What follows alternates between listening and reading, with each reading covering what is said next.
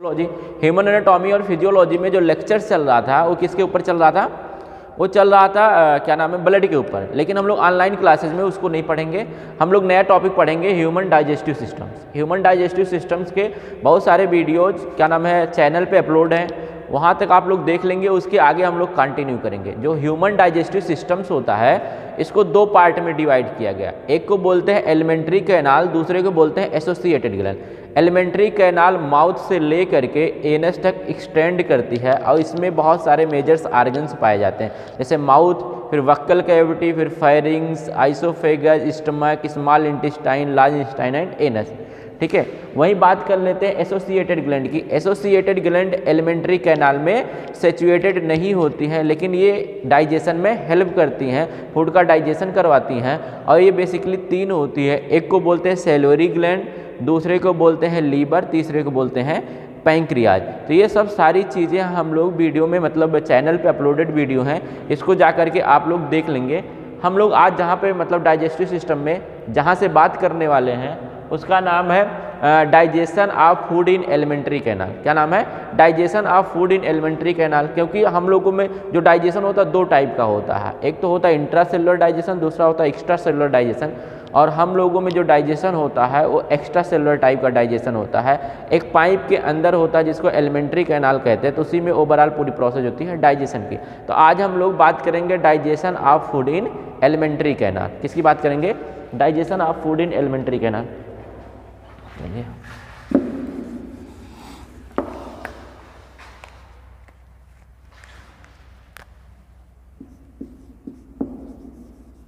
Digestion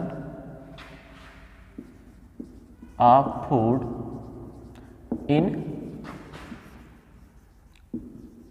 alimentary canal. Alimentary canal, ठीक है।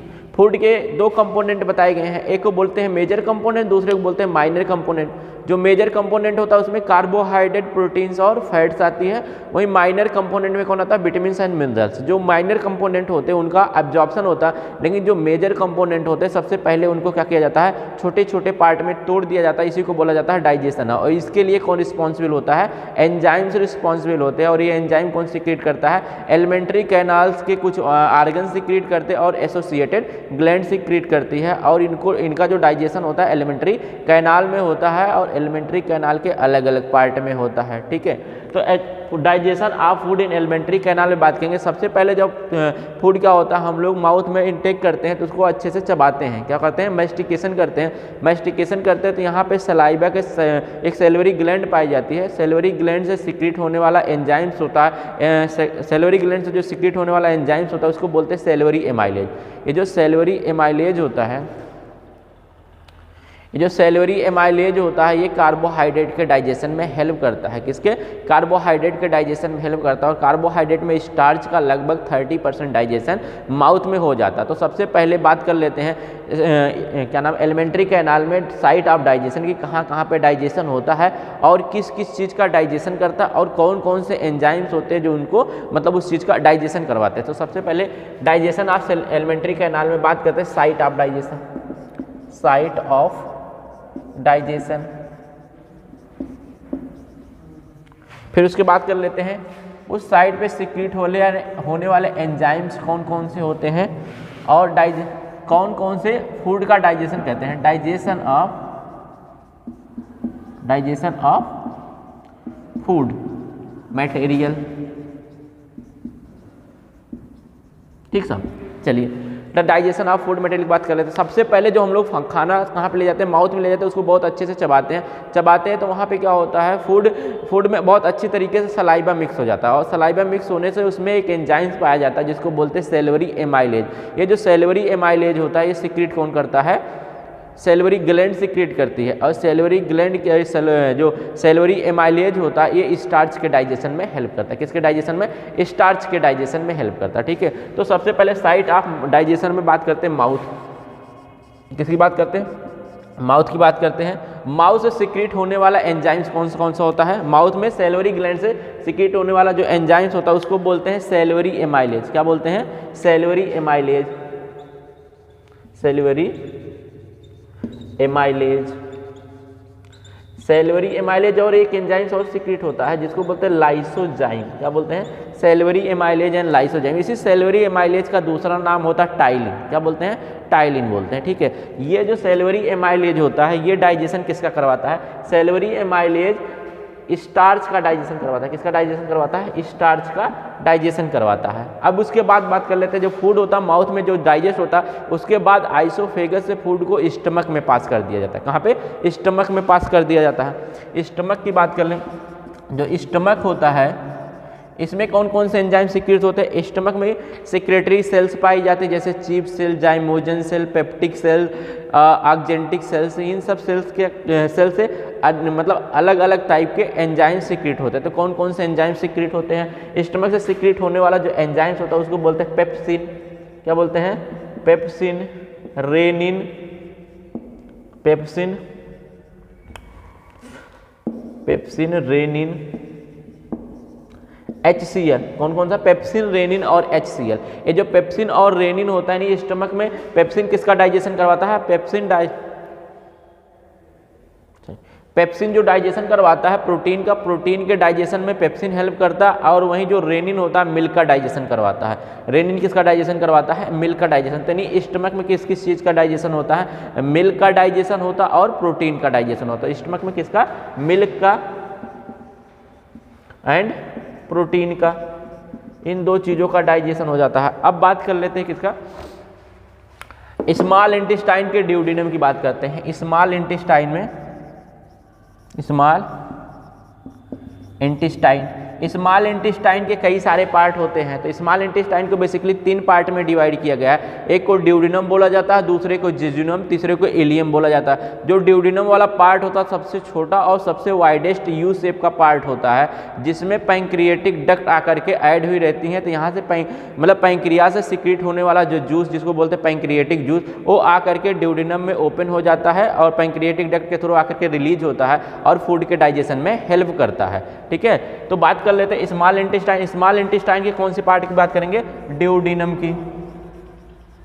Duodenum, ये ड्यूडेनम जो होता है क्या, इसी ड्यूडेनम में कौन सीक्रेट होता है? पैंक्रिएटिक जूस सीक्रेट होता है। कौन सीक्रेट होता है? Pancreatic juice. पैंक्रिएटिक जूस, ये जो पैंक्रिएटिक जूस होता है इसमें कई सारे एंजाइम्स होते हैं। कौन कौन से एंजाइम्स होते हैं बात कर लेते हैं। पैंक्रिएटिक जूस में जो एंजाइम्स होता है उसको बोलते हैं कीमोट्रिप्सिनोजन,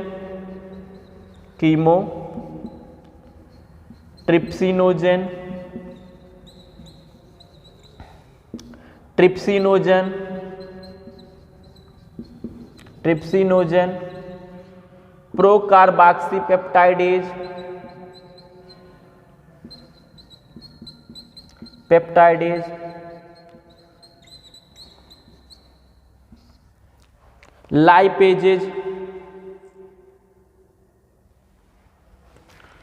लाइपेजेज, न्यूक्लिएजेज, एमाइलेजेज। इन सारे chymotrypsinogen, trypsinogen, procarboxypeptidase, lipase, nuclease, amylase, इन सारे एंजाइम्स को मिला करके बोला जाता है पैंक्रिएटिक जूस। क्या बोलते हैं? पैंक्रिएटिक जूस बोलते हैं। इसमें कीमोट्रिप्सिनोजन, ट्रिप्सिनोजन, प्रोकार्बोक्सीपेप्टाइडेज ये प्रोटीन के डाइजेशन में हेल्प करते हैं। इनको प्रोटियोलाइटिक एंजाइम्स कहा जाता है। क्या कहा जाता है? प्रोटियोलाइटिक एंजाइम्स कहा जाता है ये प्रोटीन का डाइजेशन। तो ये जो तीनों एंजाइम्स है किसका डाइजेशन करवाते हैं?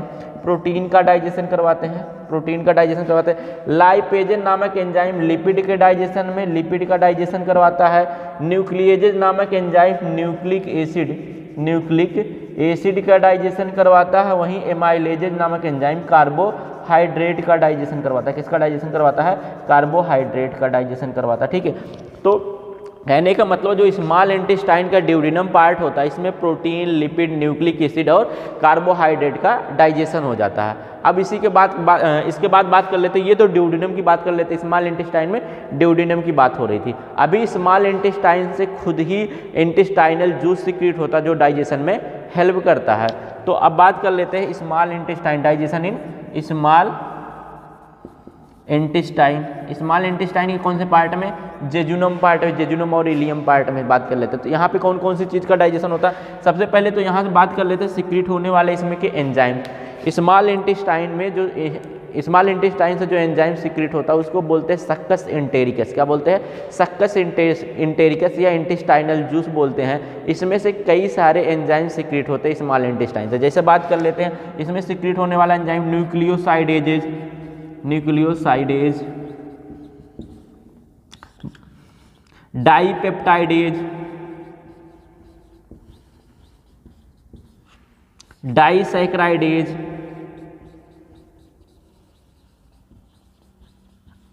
लाइपेजेज,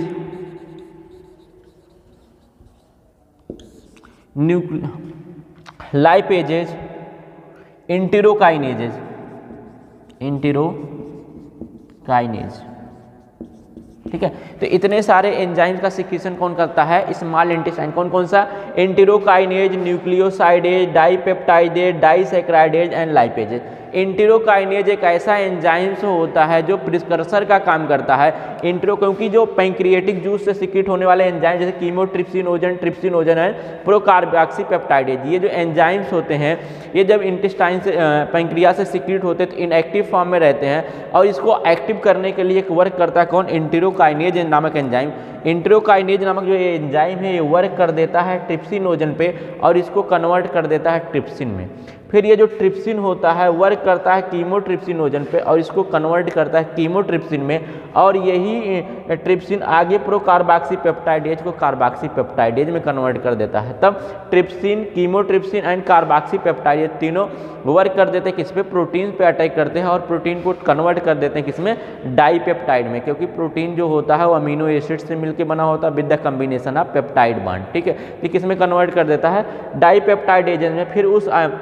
फिर जो फूड डाइजेशन डाइपेप्टाइड में कन्वर्ट हो गया। फिर स्मॉल इंटेस्टाइन ड्यूडिनम से आगे पास कर दिया जाता है, कहाँ, जेजुनम में पास कर दिया। जब जेजुनम में जाता तो वहाँ पे एंजाइम्स होता कौन सा, डाइपेप्टाइडेज। वो जो डाइपेप्टाइडेज होता है उसके पेप्टाइड बांड को तोड़ देता है जिससे प्रोटीन किस में कन्वर्ट हो जाती है, डाइपेप्टाइड किस में कन्वर्ट हो जाता है, अमीनो एसिड में कन्वर्ट हो जाता है। और प्रोटीन का जो सबसे सिंपलेस्ट फॉर्म होता है वो अमीनो एसिड होता है। फिर इसके बाद अमीनो एसिड के फॉर्म में इसको एब्जॉर्ब कर लिया जाता है। ठीक है, वहीं पे बात कर लेते हैं डाइसैकराइडेज। डाइसैकराइडेज जब फूड क्या होता है पहुंचता माउथ में, तो माउथ में किस में, स्टार्च की बात कर लेते हैं। स्टार्च पहुंचा माउथ में किस में कन्वर्ट हो जाएगा, इसने क्या कर दिया, सैलवरी एमाइलेज ने उसको तोड़ दिया किसमें, माल्टोज में। फिर माल्टोज आगे पास कर दिया जाता है स्टमक में। स्टमक में उसका डाइजेशन होता नहीं, फिर आगे पहुंचे कहाँ, स्मॉल इंटेस्टाइन में। स्मॉल इंटेस्टाइन के कौन से पार्ट में, ड्यूडिनम में। ड्यूडिनम में कौन सा एंजाइम सिक्रीट हो रहा, एमाइलेजेज। एमाइलेजेज जो बचे हुए थे 30% तो डाइजेशन हो गया था लेकिन 70% पार्ट का डाइजेशन बाकी था अभी। तो 70% जो बचे हुए डाइजेशन होते हैं सैलवरी, क्या नाम है, जो पैंक्रियाज से सिक्रीट होने वाला एमाइलेज नामक एंजाइम से वो डाइजेस्ट कर देता है। फिर ये क्या होते हैं, पॉलीसैकेराइड होता है, डाइसैकेराइड में टूट जाता है और यहाँ पे जैसे स्मॉल इंटेस्टाइन में पहुँचेगा तो यहाँ पे डाइसैकेराइडेज नामक एंजाइम सिक्रीट होते हैं। डाइसैकेराइड, माल्टेज, लैक्टेज, सुक्रेज, ये सब क्या करते हैं, उस मतलब वो जो डाइसैकेराइड कंपोनेंट होता है माल्टोज, ग्लूकोज, सुक्रोज को, उनको किस में कन्वर्ट कर देते हैं, ग्लूकोज में कन्वर्ट कर देंगे और फ्रक्टोज में कन्वर्ट कर देंगे, गैलेक्टोज में कन्वर्ट कर देते हैं। तो ये क्या होते हैं, इनके सिंपलेस्ट फॉर्म में कन्वर्ट कर दिया जाता है। जब ये सिंपलेस्ट फॉर्म में स्मॉल इंटेस्टाइन में कन्वर्ट कर दिया जाता है फिर उसके बाद उसको एब्जॉर्ब कर लिया जाता है। एब्जॉर्ब करके कहाँ भेज दिया जाता है, लीवर में। लीवर के थ्रू ब्लड से क्या होता है, पूरे बॉडी में ट्रांसपोर्ट कर दिया जाता है ना, हेपेटिक पोर्टल वेन के थ्रू। चलिए ठीक है, अब बात कर लेते हैं न्यूक्लियोसाइडेज। जो न्यूक्लियोसाइडेज होता है ये न्यूक्लिक एसिड के डाइजेशन में हेल्प करता है। क्योंकि क्योंकि जो न्यूक्लिक एसिड होता है ये पॉलीमर होता है न्यूक्लियोटाइड का, और फिर न्यूक्लियोटाइड जो होता है न्यूक्लियोसाइड से मिलकर के बना होता है। तो पहले तो यहाँ पे जो पैंक्रियाटिक जूस होता है यहाँ पे न्यूक्लिएजेज नामक एंजाइम्स पाया जाता है जो न्यूक्लियोटाइड को न्यूक्लियोसाइड में कन्वर्ट कर देता है। फिर यहाँ पे न्यूक्लियोटाइड पे अटैक करके उसको छोटे छोटे पार्ट में तोड़ देता है, फिर उसका क्या होता है, एब्जॉर्प्शन हो जाता है। यहाँ पे लाइपेजेज नामक एंजाइम्स पाए जाते हैं जो लिपिड के डाइजेशन में हेल्प करते हैं। तो यानी कहने का मतलब है कि स्मॉल इंटेस्टाइन में किसका डाइजेशन हो जाता है, स्मॉल इंटेस्टाइन में प्रोटीन का, कार्बोहाइड्रेट का, लिपिड का, न्यूक्लिक एसिड का डाइजेशन मतलब यहाँ स्मॉल इंटेस्टाइन में हो जाता है। उसके बाद कौन सा पार्ट आता है, लार्ज इंटेस्टाइन। कौन सा पार्ट आता है, लार्ज इंटेस्टाइन। लार्ज इंटेस्टाइन में किसी भी फूड मटेरियल का डाइजेशन नहीं होता है। लार्ज इंटेस्टाइन में केवल और केवल एब्जॉर्प्शन होता है, वो भी दो कंपोनेंट का, एक वाटर का, दूसरा कुछ दवाओं का एब्जॉर्प्शन होता है, और डाइजेशन किसी का नहीं होता है। जो अनडाइजेस्टेड फूड मटेरियल्स होते हैं उनको लार्ज इंटेस्टाइन के सीकम में भेज दिया जाता है, फिर वहाँ से वाटर और कुछ जो ड्रग्स होते हैं उनका एब्जॉर्प्शन कर लिया जाता है। एब्जॉर्प्शन करने के बाद फिर वो जो फूड मटेरियल होता है उसको आगे पास कर दिया जाता है, कहाँ, रेक्टम में, और रेक्टम के थ्रू अनडाइजेस्टेड फूड को कहाँ पे निकाल दिया जाता है, बॉडी से बाहर। चलिए अब बात कर लेते हैं फूड का कन्वर्जन, कि फूड का कन्वर्जन किस तरीके से होता है। ठीक है, जब खाना थाली में होता है, जिस समय वो भोजन हमको थाली में दिया जाता है उसको फूड बोलते हैं। क्या बोलते हैं? फूड। तो थाली में जब भोजन होता है उसको क्या बोलते हैं? फूड बोलते हैं। जब उस फूड को, ध्यान समझेंगे, जब वो फूड को हम क्या करते हैं, माउथ में ले जाते हैं और उसको मास्टिकेशन करते हैं, अच्छे से उसको चबाते हैं और उसको में सलाइवा मिक्स हो जाता है, तो उस फूड का नाम कन्वर्ट हो जाता है। कन्वर्ट होकर के उसका नाम बोलस हो जाता है। क्या नाम हो जाता है? ये माउथ में जैसे फूड पहुंचेगा इसका नाम बन जाता है क्या? बोलस। बोलस हो जाता है। अब ये जो बोलस होता है आगे क्या कर दिया जाता है, बढ़िया से स्टमक में पास कर दिया जाता है। और जब ये स्टमक में पास कर दिया जाता है, स्टमक में पास होने के बाद जब इस पे स्टमक के एंजाइम पेप्सिन और रेनिन वर्क कर देते हैं, तो इस जो बोलस होता है उसका नाम कन्वर्ट हो जाके काइम हो जाता है। क्या नाम हो जाता है? काइम हो जाता है। अब यही फूड है स्टमक में पहुँच करके काइम बन गया। क्या बन गया? काइम बन गया। अब जब एक काइम आगे बढ़ता, आगे बढ़ेगा कहाँ? स्मॉल इंटेस्टाइन में जाएगा। जब स्मॉल इंटेस्टाइन में जाएगा, जब उस पर इंटेस्टाइनल जूस और कौन से पैंक्रियाटिक जूस अटैक कर देंगे और उसको थोड़े छोटे पार्ट में कन्वर्ट कर देते हैं, तो उस फूड का नाम काइम से काइल हो जाता है। क्या नाम हो जाएगा? अभी ये स्टमक में पहुंचने के बाद, स्मॉल इंटेस्टाइन में पहुंचने के बाद इसका नाम क्या हो जाता है? काइल हो जाता है। काइल हो जाता है। फिर आगे पहुंच के फिर यहीं पे सबसे छोटे छोटे, यानी काइल सबसे सिंपलेस्ट फॉर्म होता है फूड मटेरियल का। फिर उसके बाद फूड को क्या कर दिया जाता है? स्मॉल इंटेस्टाइन में एब्जॉर्ब कर लिया जाता है। Small intestine the principal organ of absorption. Small intestine absorption का प्रिंसिपल ऑर्गन्स होता है, तो स्मॉल इंटेस्टाइन में फूड को एब्जॉर्ब कर लिया जाता है, और जो अनडाइजेस्टेड फूड मटेरियल्स होते हैं उसको लार्ज इंटेस्टाइन में भेज दिया जाता है। और लार्ज इंटेस्टाइन में इसी का जो अनडाइजेस्टेड फूड मटेरियल्स होते हैं जब लार्ज इंटेस्टाइन में पहुंचते हैं तो उसका नाम क्या हो जाता है? फीकल मैटर हो जाता है। क्या बन जाता है? फीकल मैटर बन जाता है। फीकल मैटर बन जाता है। फीकल मैटर है फिसीज बोलते हैं। क्या बोलते हैं? फिसीज बोलते हैं। तो फूड का इस तरीके से कन्वर्जन होता है। थाली में खाना है तो फूड बोलेंगे, माउथ में पहुंच गया तो बोलस हो जाता है, स्टमक में पहुंचा तो काइम बन जाता है, स्मॉल इंटेस्टाइन में पहुंचा तो काइल बन जाता है, लार्ज इंटेस्टाइन में पहुंचने के बाद वो फीकल मैटर यानी फिसीज बन जाता है। और फिसीज क्या होता है? फिर बॉडी से उसको अनडाइजेस्टेड फूड मटेरियल को बाहर निकाल दिया जाता है, जिसको बोला जाता है डिफिकेशन। तो ये ओवरऑल प्रोसेस है digestion of food material in alimentary canal. तो एलिमेंट्री कैनाल में माउथ में सबसे पहले एलिमेंट्री कैनाल की बात करते हैं तो माउथ में कौन एंजाइम सीक्रेट होता है? सेल्युलरी एमाइलेज और लाइसोजाइम। किसका डाइजेशन करता है? स्टार्च का। फिर फूड पहुंचता है स्टमक में। स्टमक में कौन कौन से एंजाइम सीक्रेट होते हैं? पेप्सिन और रेनिन। किसका डाइजेशन करते हैं? प्रोटीन का और मिल्क का। फिर उसके बाद बात करते हैं स्मॉल इंटेस्टाइन के ड्यूडेनम पार्ट की। ड्यूडेनम पार्ट में कौन कौन से एंजाइम सीक्रेट होते हैं? पैंक्रियाटिक जूस मिलता है। पैंक्रियाटिक जूस में कौन कौन से? Chymotrypsinogen, trypsinogen, procarboxypeptide, lipase, nucleases and amylases. किस किस चीज़ का डाइजेशन करते हैं? प्रोटीन का डाइजेशन, लिपिड का डाइजेशन, न्यूक्लिक एसिड का डाइजेशन और कार्बोहाइड्रेट का डाइजेशन। फिर उस फूड मटेरियल को आगे इंटेस्टाइन के आगे वाले पार्ट में पास कर दिया जाता है, जहाँ पे वर्क करता है कौन? Intestinal juice. इंटेस्टाइनल जूस जो मतलब जो फूड आगे आया हुआ होता है अनडाइजेस्टेड फूड मटेरियल, फिर उसको आगे प्रोसेस में आगे डाइजेस्ट करता हो। किसको डाइजेस्ट करता है? यहाँ पे जो सीक्रेट होने वाले एंजाइम्स हैं उनकी बात कर लेते हैं। इंटेस्टाइनल एंजाइम जिसको बोला जाता है, और इसका पूरा नाम इंटेस्टाइनल जूस बोलते हैं। इंटेस्टाइनल जूस में कई सारे एंजाइम्स होते हैं। कौन कौन से? Enterokinase, nucleosidase, dipeptidase, disaccharidase and lipases. किसका डाइजेशन करवाते हैं? न्यूक्लियोसाइडेज न्यूक्लिक एसिड का, डाइपेप्टाइडेज प्रोटीन का, डाइसैकराइडेज कार्बोहाइड्रेट का और लाइपेजेज लिपिड का डाइजेशन करवाते हैं। तो ये ओवरऑल डाइजेशन की डाइजेशन की प्रोसेस होती है इन एलिमेंट्री कैनाल। जब एलिमेंट्री कैनाल में ओवरऑल डाइजेशन हो जाता है, डाइजेशन होने के बाद फिर फूड को क्या कर लिया जाता है, एब्जॉर्ब कर लिया जाता है। अब हम लोग पढ़ेंगे absorption of digested food materials. किसकी बात करेंगे, absorption of digested food materials की। और फूड का कन्वर्जन भी बता दिए, थाली में है तो क्या बोलेंगे, फूड माउथ में आ गया था बोलस, स्टमक में पहुँच गया तो काइम बन जाता है, स्मॉल इंटेस्टाइन में पहुँच गया तो काइल बन जाता है, वहीं लार्ज इंटेस्टाइन में पहुँच गया तो उसका नाम क्या बन जाता है, फिसीज बन जाता है, फीकल मैटर बन जाता है। फिर वो जो अनडाइजेस्टेड फूड मटेरियल्स होता है उसको बॉडी से बाहर निकाल दिया जाता है। इस प्रोसेस को बोलते हैं डिफिकेशन। क्या बोलते हैं, डिफिकेशन बोलते हैं। अब हम लोग बात करेंगे एब्जॉर्प्शन ऑफ फूड मटेरियल्स। अब हम लोग बात करेंगे एब्जॉर्प्शन ऑफ फूड मटेरियल, क्योंकि फूड डाइजेस्ट हो गया तो एब्जॉर्ब भी तो होगा। अगर एब्जॉर्ब नहीं होगा तो किस काम का रह गया डाइजेशन, क्योंकि डाइजेशन करके फिर बॉडी को क्या करती है, उसको एब्जॉर्ब कर लेती है। एब्जॉर्ब करने के बाद फिर अपने काम में उसको यूटिलाइज करती है। ठीक है, तो अभी हम बात करेंगे क्या, डाइजेशन तो पढ़ लिया, अब हम लोग बात करेंगे absorption of food materials.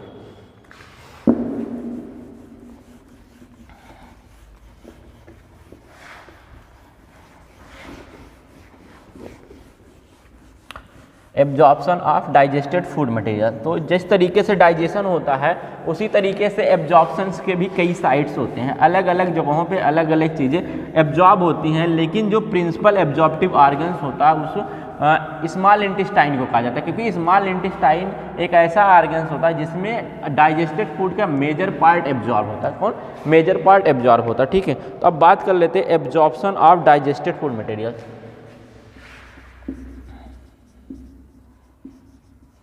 Absorption of digested food materials.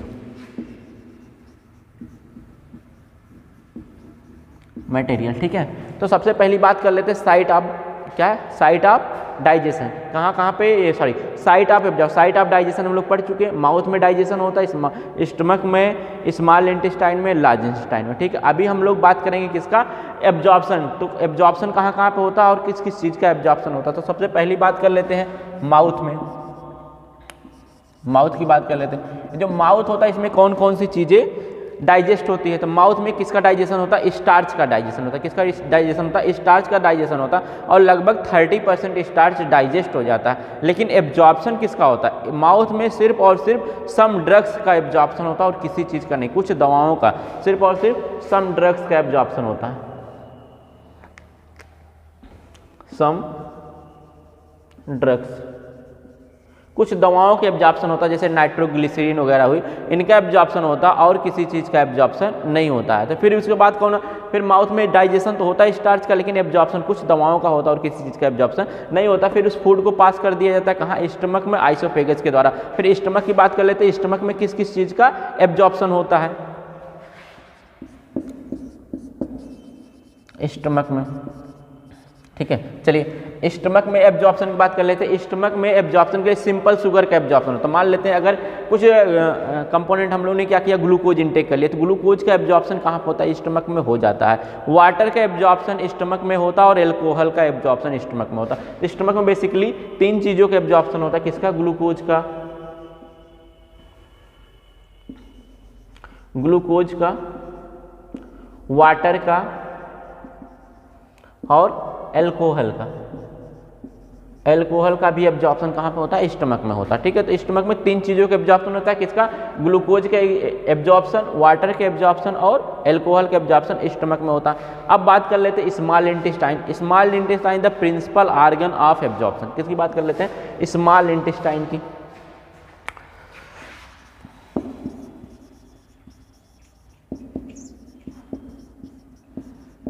Small intestine principal, इसको बोला जाए principal organ of digestion, sorry absorption, principal organ of absorption. Absorption यानी फूड के जो मैक्सिमम कंपोनेंट होते हैं उनका एब्जॉर्प्शन कहाँ पे होता है, स्मॉल इंटेस्टाइन में होता है। स्मॉल इंटेस्टाइन में किस किस चीज़ का एब्जॉर्प्शन होता है, स्मॉल इंटेस्टाइन में ग्लूकोज का एब्जॉर्प्शन होता है, स्मॉल इंटेस्टाइन में अमीनो एसिड का एब्जॉर्प्शन होता है,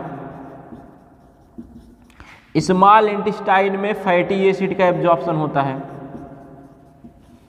स्मॉल इंटेस्टाइन में ग्लिसरॉल का एब्जॉर्प्शन होता है, स्मॉल इंटेस्टाइन में वाटर का भी एब्जॉर्प्शन होता है, स्मॉल इंटेस्टाइन्स में मिनरल्स के भी एब्जॉर्प्शन होते हैं। तो small intestine the major component of क्या, small intestine the major component of absorption, यानी एब्जॉर्प्शन का जो मेजर कंपोनेंट नहीं principal organ of absorption, small intestine the principal organ of absorption. तो मेजर कंपोनेंट जो होते हैं फूड के, डाइजेस्टेड फूड मटेरियल के स्मॉल इंटेस्टाइन में एब्जॉर्ब होते हैं। कौन कौन से कंपोनेंट एब्जॉर्ब होते हैं? इसमें glucose, amino acid, fatty acid, glycerol, ये सब कंपोनेंट कहाँ पे स्मॉल इंटेस्टाइन में एब्जॉर्ब होते हैं। अब ग्लूकोज किससे मिलकर बना, किसके ब्रेकडाउन से? कार्बोहाइड्रेट के ब्रेकडाउन से। अमीनो एसिड प्रोटीन के ब्रेकडाउन से। फैटी एसिड और ग्लिसरॉल लिपिड के डाइजेशन से। वाटर तो हम लोग ऐसे लेते हैं मेटाबॉलिक वाटर। तो इन सब का एब्जॉर्प्शन कहाँ पे होता है? मेजर कंपोनेंट जो होते हैं इन सब का एब्जॉर्प्शन कहाँ पे होता है? स्मॉल इंटेस्टाइन में हो जाता है। स्मॉल इंटेस्टाइन के बाद इसको कहाँ पे भेज दिया जाता है? लीवर में भेज दिया जाता है। फिर उसके बाद आ जाते हैं लार्ज इंटेस्टाइन की बात करते हैं।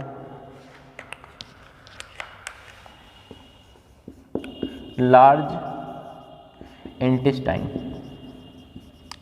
लार्ज इंटेस्टाइन में किसी भी चीज़ का डाइजेशन नहीं होता है, तो हमको पता हो गया। लेकिन एब्जॉर्प्शन किसका होता है? वाटर का सबसे ज़्यादा एब्जॉर्प्शन लार्ज इंटेस्टाइन में होता है। सबसे ज़्यादा मेजर कंपोनेंट जो वाटर का एब्जॉर्ब होता है वो लार्ज इंटेस्टाइन में होता है। लार्ज इंटेस्टाइन में कुछ दवाओं का एब्जॉर्प्शन होता है और ग्लूकोज का भी एब्जॉर्प्शन होता है। लेकिन सबसे ज़्यादा अगर किसी चीज़ का एब्जॉर्प्शन इंटेस्टाइन में होता है तो सबसे ज़्यादा वाटर के एब्जॉर्प्शन होता है। वाटर के एब्जॉर्प्शन के बाद कुछ दवाएँ और कुछ ग्लूकोज का मॉलिक्यूल्स का भी एब्जॉर्प्शन हो जाता है। बाकी जो बचे हुए मैटर्स होते हैं, मतलब फीकल मैटर्स होते हैं, उसको रेक्टम में भेज दिया जाता है। और रेक्टम की वॉल पर जब ये फीकल मैटर लगभग 40 mm Hg का प्रेशर क्रिएट करते हैं तो क्या होती है? रिफ्लेक्स एक्शन क्रिएट होने लगता है। रेक्टम की वॉल रिफ्लेक्स एक्शन क्रिएट करती है, इन्फॉर्मेशन भेजने लगती है स्पाइनल कार्ड को।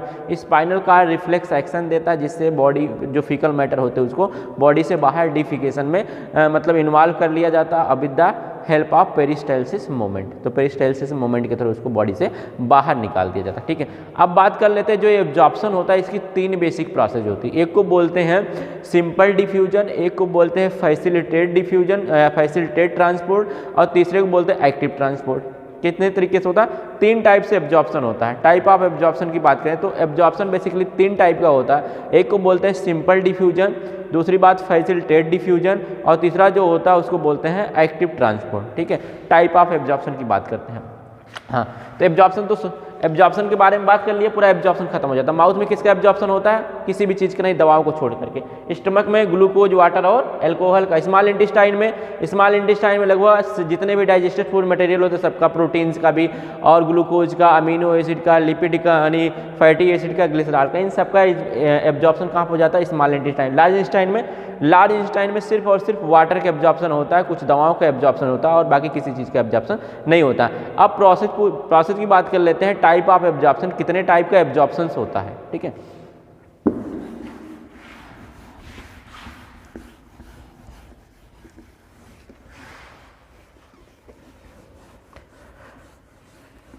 चलिए साहब बात करते हैं क्या types of absorption. Types of absorption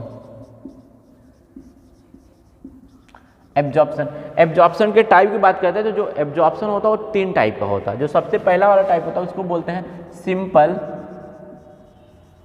diffusion और पैसिव ट्रांसपोर्ट। इसी का नाम दूसरा पैसिव ट्रांसपोर्ट। सिंपल डिफ्यूजन दूसरा होता फैसिलिटेट एब्जॉर्प्शन।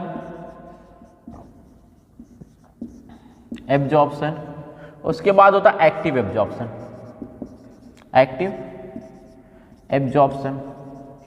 ठीक है, एक्टिव एब्जॉर्प्शन। ठीक है, ये अब बात करते हैं सिंपल डिफ्यूजन क्या होता है या क्या नाम पैसिव ट्रांसपोर्ट, फैसिलिटेट ट्रांसपोर्ट, या एब्जॉर्प्शन क्या होता है, एक्टिव एब्जॉर्प्शन क्या होता है। ऐसा एब्जॉर्प्शन जो एलॉन्ग द कंसंट्रेशन ग्रेडियंट होता है, ऐसे एब्जॉर्प्शन को बोला जाता है सिंपल एब्जॉर्प्शन यानी सिंपल डिफ्यूजन या पैसिव ट्रांसपोर्ट। ऐसा एब्जॉर्प्शन जो अलोंग द कंसंट्रेशन ग्रेडियंट होता है बट किसी की मदद से होता है उसको बोलते हैं फैसिलिटेट एब्जॉर्प्शन। और ऐसा एब्जॉर्प्शन जो अगेंस्ट द कंसंट्रेशन ग्रेडियंट होता है और जिसको एब्जॉर्ब करने के लिए हमको एनर्जी खर्च करनी पड़ती है, ऐसे एब्जॉर्प्शन को बोलते हैं एक्टिव एब्जॉर्प्शन। क्या? ठीक है, चलो इसको सबसे अच्छे से समझते हैं क्या क्या होता है। जो फूड मटेरियल होता है एब्जॉर्ब कहाँ पे होता है? मेजर कंपोनेंट का एब्जॉर्प्शन कहाँ पे होता है? स्मॉल इंटेस्टाइन में। स्मॉल इंटेस्टाइन में एक पार्ट होता है, छोटा छोटा पार्ट निकला होता है जिसको क्या बोलते हैं? बिलाई बोलते हैं। क्या बोलते हैं साहब? बिलाई बोलते हैं। क्या बोलते हैं? बिलाई बोलते हैं। ठीक है, ये जो बिलाई होती है, ध्यान समझेंगे, ये बिलाई होती है, इसी पे छोटे छोटे और पार्ट निकले हुए रहते हैं जिसको बोला जाता है माइक्रो बिलाई। क्या बोलते हैं? माइक्रो बिलाई। और माइक्रो बिलाई क्या करती है? ब्रश बॉर्डर बनाती हैं, ये एब्जॉर्प्टिव एरिया को बढ़ा देती है और इसी बिलाई में क्या होता है? एब्जॉर्प्शन होता है। और यहाँ पे क्या निकली? यही सी बिलाई के लोअर वाले सरफेस पे ब्लड वेसल्स और लिम्फ वेसल्स होती है। कौन सी होती है? ब्लड वेसल्स लगी हुई रहती हैं। क्या लगी हुई होती हैं? ब्लड वेसल्स लगी होती हैं और लिम्फ वेसल्स। ब्लड वेसल्स लगी हुई रहती हैं और लिम्फ वेसल्स लगी हुई रहती हैं। ये जो ब्लड वेसल्स होती है फूड के एब्जॉर्प्शन में हेल्प करती हैं, वही जो लिम्फ वेसल्स होती है ये फैट के एब्जॉर्प्शन में हेल्प करती है। लिम्फ वेसल का नाम होता है लैक्टियल वेसल्स। क्या नाम होता है? Lacteal vessels. और क्या होती है? और ब्लड वेसल्स लगी हुई होती हैं। जो ब्लड वेसल्स होती है ये फूड के एब्जॉर्प्शन में हेल्प करती है, वहीं लैक्टियल वेसल सिर्फ और सिर्फ लिम्फ के एब्जॉर्प्शन में हेल्प करती है। ठीक है, तो यहाँ पे ये जो छोटा सा पार्ट निकला इसको क्या बोलते हैं? बिलाई बोलते हैं। क्या बोलते हैं? बिलाई बोलते हैं। अब ये जो बिलाई होता है ये एब्जॉर्प्शन में हेल्प करता है, फूड के एब्जॉर्प्शन, यानी फूड का जो मेजर कंपोनेंट होता है यही बिलाई में एब्जॉर्ब होता है। अब एक छोटा सा कंपोनेंट, एक सेगमेंट की बात कर लेते हैं बिलाई में, और अभी अच्छे से समझ में आएगा कि एक्टिव एब्जॉर्प्शन क्या होता है, पैसिव एब्जॉर्प्शन क्या होता है, सिंपल डिफ्यूजन क्या होता है। ये मान लेते हैं एक बिलाई है, ध्यान समझना। हमने क्या किया? एक सेगमेंट यहाँ से उठा लिया, यहाँ पे ये ब्लड वेसल्स लगी हुई है इसकी, ये ब्लड वेसल्स हो गई। और ये मान लेते हैं ये लिम्फ वेसल्स है। ये क्या है? ग्रीन वाली जो ग्रीन से दिखाई गई ये लिम्फ वेसल्स है। कौन सी लिम्फ वेसल? लैक्टियल नाम बोलते हैं। ठीक है, लैक्टियल बोलते हैं। अब मान लेते हैं ए स्मॉल इंटेस्टाइन का आउटर पार्ट है, यहाँ पे मान लेते हैं क्या नाम है? कार्बोहाइड्रेट हमने खाया है और कार्बोहाइड्रेट खूब क्या किया है? डाइजेस्ट हो गया। डाइजेस्ट होकर के किस में कन्वर्ट हो गया है? ग्लूकोज में कन्वर्ट हो गया। ठीक है, यहाँ पे क्या है? ग्लूकोज में कन्वर्ट हो गया। ये ग्लूकोज है, अंदर भी ग्लूकोज है, ये ब्लड वेसल्स है, ध्यान समझना। तो अब ये और अच्छे से बना दें। ठीक है, चलिए ये ब्लड वेसल्स के अंदर भी ग्लूकोज है, लेकिन कहानी ये है कि बाहर जो ग्लूकोज है उसकी क्वांटिटी ज़्यादा है, अंदर जो ग्लूकोज है उसकी क्वांटिटी कम है। तो यहाँ पे ग्लूकोज क्या है? यहाँ पे मैक्सिमम है और यहाँ पे जो ग्लूकोज है वो मिनिमम, अंदर कैसा ग्लूकोज मिनिमम है। तो किधर को अब कहानी ये है, बाहर जो ग्लूकोज वो ज़्यादा है, अंदर ग्लूकोज क्या है? कम है। ठीक है, तो अब हम अगर कंसंट्रेशन की बात करें कि किधर ग्लूकोज का कंसंट्रेशन ज़्यादा है और किधर ग्लूकोज का कंसंट्रेशन कम है, तो बाहर ग्लूकोज का कंसंट्रेशन ज़्यादा होगा, अंदर ग्लूकोज का कंसंट्रेशन कम होगा। और हम जानते हैं कि जो मॉलिक्यूल्स का फ्लो होता है तो किधर से होता है? Higher concentration to lower concentration. और वाटर का फ्लो लोअर कंसंट्रेशन से हायर कंसंट्रेशन, और मॉलिक्यूल का फ्लो वो higher concentration to lower concentration. तो ये क्या होगा कि बाहर ग्लूकोज ज़्यादा, अंदर ग्लूकोज कम, तो ये ग्लूकोज बाहर से अंदर बहुत आसानी से आ जाएगा। क्या हो जाएगा?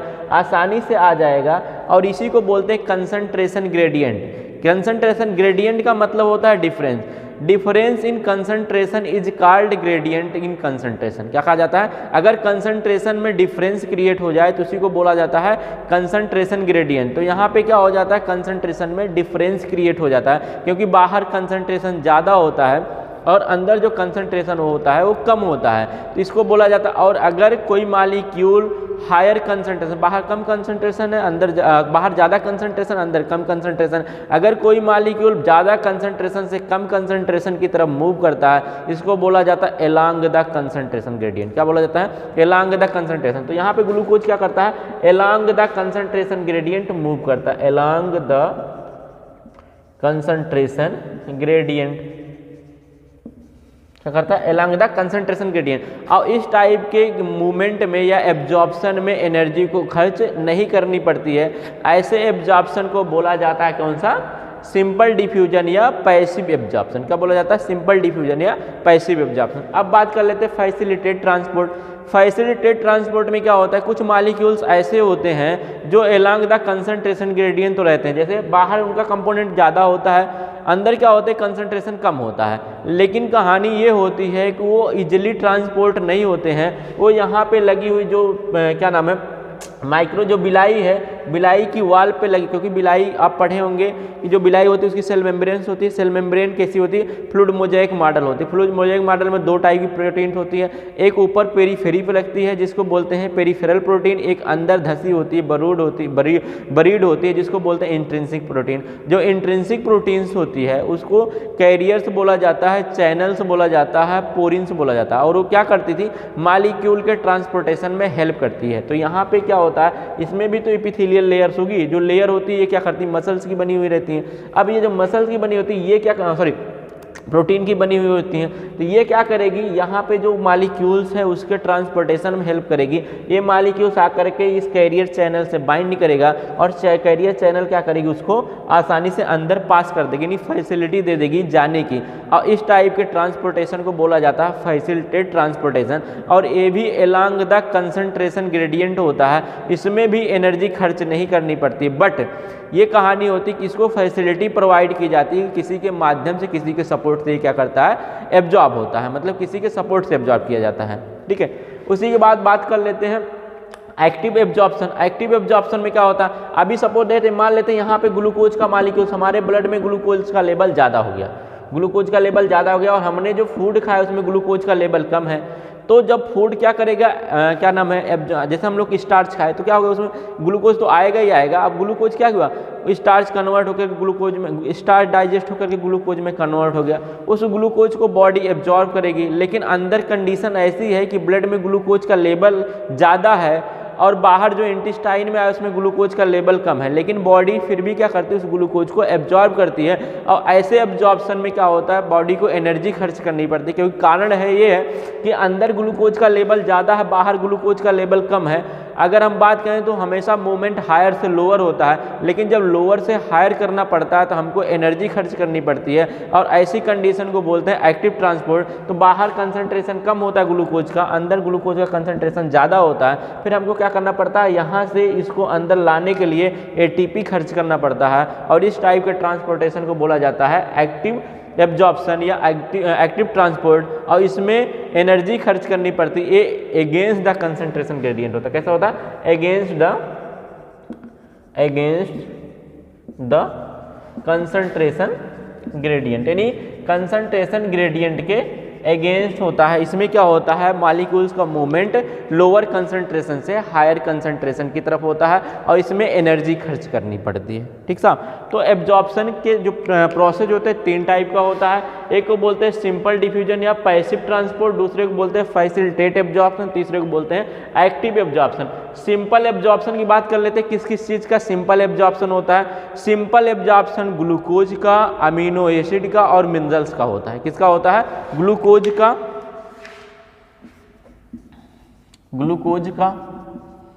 अमीनो एसिड का और मिनरल्स का होता है। फैसिलिटेट एब्जॉर्प्शन की बात करें तो फैसिलिटेट एब्जॉर्प्शन फ्रक्टोज का होता है और अमीनो एसिड का होता है। किसका होता है? फ्रक्टोज का एंड सम अमीनो एसिड, कुछ अमीनो एसिड का, सम अमीनो एसिड। वही बात कर लेते हैं एक्टिव एब्जॉर्प्शन। एक्टिव एब्जॉर्प्शन किसका किसका होता है? एक्टिव एब्जॉर्प्शन ग्लूकोज का, अमीनो एसिड का और मिनरल्स का। ठीक है, चलिए अब समझेंगे ग्लूकोज का कैसा एब्जॉर्प्शन होता है। ग्लूकोज का जो एब्जॉर्प्शन होता है वो सिंपल एब्जॉर्प्शन भी होता है, एक्टिव एब्जॉर्प्शन भी होता है। अमीनो एसिड की बात करें, अमीनो एसिड का एब्जॉर्प्शन तीनों तरीके से होता है, एक्टिव ट्रांसपोर्ट के थ्रू होता है, पैसिव ट्रांसपोर्ट के थ्रू होता है और फैसिलिटेट एब्जॉर्प्शन के थ्रू होता है। फ्रक्टोज एक ऐसा कंपोनेंट होता है जिसका एब्जॉर्प्शन सिर्फ और सिर्फ फैसिलिटेट ट्रांसपोर्ट या फैसिलिटेट एब्जॉर्प्शन के थ्रू होता है, और इसमें क्लू भी है, F फॉर फ्रक्टोज और F फॉर फैसिलिटेट एब्जॉर्प्शन। तो फ्रक्टोज एक ऐसा कंपोनेंट होता है जिसका सिर्फ और सिर्फ फैसिलिटेट तरीके से एब्जॉर्प्शन पॉसिबल है। बाकी जितने भी मॉलिक्यूल्स हैं जिसमें ग्लूकोज का एक्टिव और पैसिव दोनों तरीके से होता है। उसमें प्रोटीन की बात करें, प्रोटीन का तीनों तरीके से होता है। कैसे? सिंपल डिफ्यूजन या पैसिव ट्रांसपोर्ट, उसके बाद क्या होता है एक्टिव ट्रांसपोर्ट और फैसिलिटेट ट्रांसपोर्ट, यानी तीनों तरीके से इसका एब्जॉर्प्शन होता है। फैसिलिटेट तरीके से, सिंपल डिफ्यूजन के तरीके से और एक्टिव ट्रांसपोर्ट के थ्रू, तीनों तरीके से अमीनो एसिड का एब्जॉर्प्शन होता है। तो थैंक यू बच्चों, बस इसके बाद हम लोग पढ़ेंगे आगे नेक्स्ट क्लास में।